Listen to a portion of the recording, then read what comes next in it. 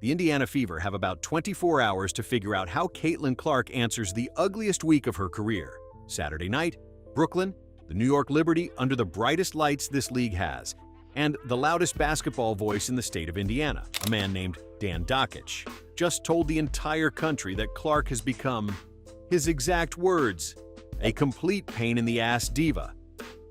June 1st, Monday evening. Dakich opens his phone and he types out the sentence that lit the whole week on fire. "How is this Stephanie White's fault? Told you weeks ago. Caitlin Clark has become a complete pain-in-the-ass diva." He didn't stop there. A follow-up landed minutes later. "Ain't the coach's fault. It's the freaking entitled diva at fault." Read that second one twice. Entitled, diva, at fault. 3 knives in 9 words, aimed at the player who carried this franchise out of irrelevance. Now, watch what Dan Dakich does, not what he says he is. Because the man who wrote those words spent the last 2 seasons positioning himself as one of Caitlin Clark's loudest defenders in all of sports media. That turn is the real story here. And to understand why it cuts so deep in Indiana, you have to understand who he is. Dan Dakich isn't some anonymous account farming outrage. Indiana basketball raised him. He played at Indiana University under Bob Knight in the early 80s. And in March of 1984, Knight handed him the assignment people in this state still talk about 40 years later. Guard Michael Jordan. Dakich did. Jordan finished with 13 points. Indiana knocked off #1 North Carolina, and a legend was born in Bloomington. He stayed. Assistant coach at IU for years. Interim head coach of the Hoosiers in 2008 when the program was on fire and somebody had to hold the door. And for roughly 2 decades after that, his voice owned Indianapolis sports radio before he took his show national. Which means when Dan Dakich calls someone a diva, Indiana hears it differently than the rest of the country does. This isn't an outsider taking a shot. This is family. And here's the part that should bother every Fever fan watching this.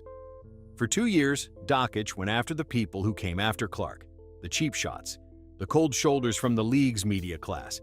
He built a national audience partly on defending her, and that history is exactly what he cashed in on Monday.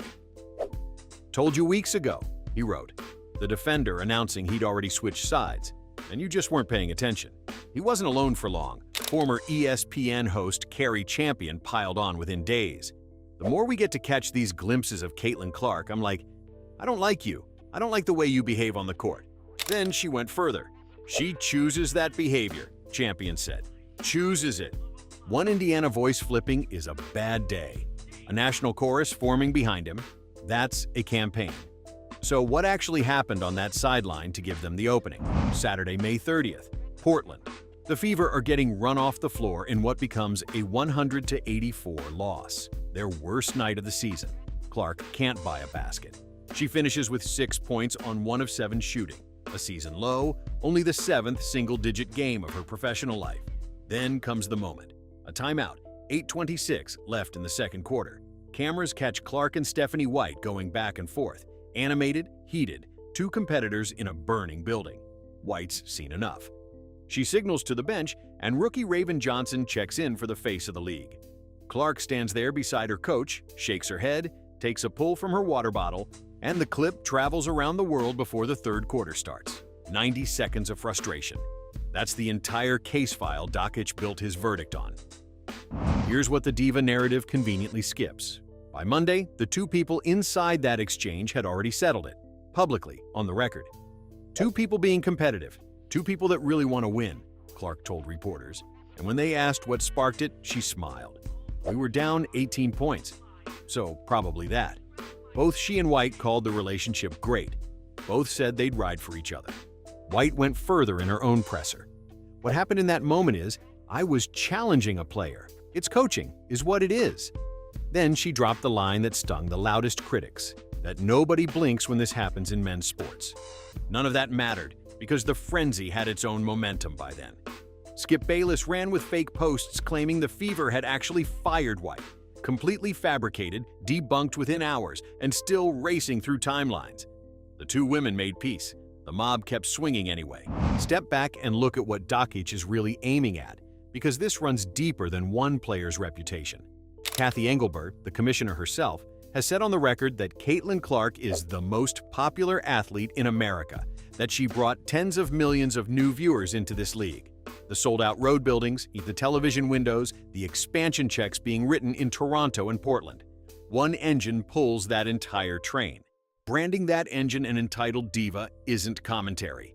It's a rewrite of the asset the whole league is built on, and it lands at the worst possible moment, with Indiana sitting at 4-4, fighting to keep its season from tipping into a story about dysfunction. Every loss now gets filtered through Dakich's 9 words. Every sideline expression becomes evidence. The man understands exactly how that machine works. He helped run it for 20 years. Which brings us to Brooklyn. Saturday night, 8 o'clock Eastern, Barclays Center, the New York Liberty, one of the most complete rosters in basketball, in a building that swallows visiting teams whole.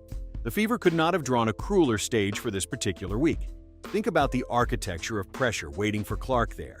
Every camera in that arena will spend the night hunting for one frown, one wave of the arm, one clipped word toward the bench, a single frame to feed the diva file. Play timid, and they'll say the criticism broke her. Play angry, and they'll say it proved them right. There's exactly one clean way out of that trap, and it's the one she's used her whole life. Make the basketball so loud that nobody can hear Dan Dakich. There's a bitter layer underneath all of it, and it's an Indiana layer.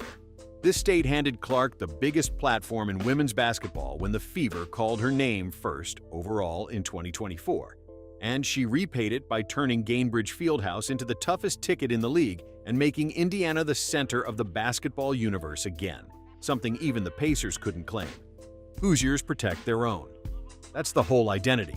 The high school gyms, the Knight years, the Miller years, basketball loyalty is practically the state religion. And now, the most recognizable basketball voice that religion ever produced is the one holding the torch. Not a rival fan base, not a coastal pundit who never watched her play. Indiana's own, telling the country her own coach can't stand her. Whatever happens against Atlanta and New York this week, that wound doesn't close on a scoreboard. So here's where everything sits as Saturday night arrives. Dan Dakich will be watching from his studio.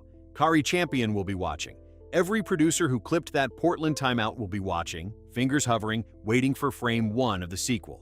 And one 24-year-old from Iowa walks into Brooklyn carrying a 4-4 team, a national insult, and the entire economic weight of a league on her shoulders. She's answered doubters her whole career. Iowa wasn't supposed to make Final Fours. Rookies weren't supposed to drag this franchise back to the playoffs.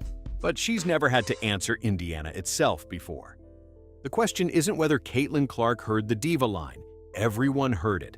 The question is what she does with it Saturday night, and whether Dan Dakich just gave her the one thing she's most dangerous with, a reason.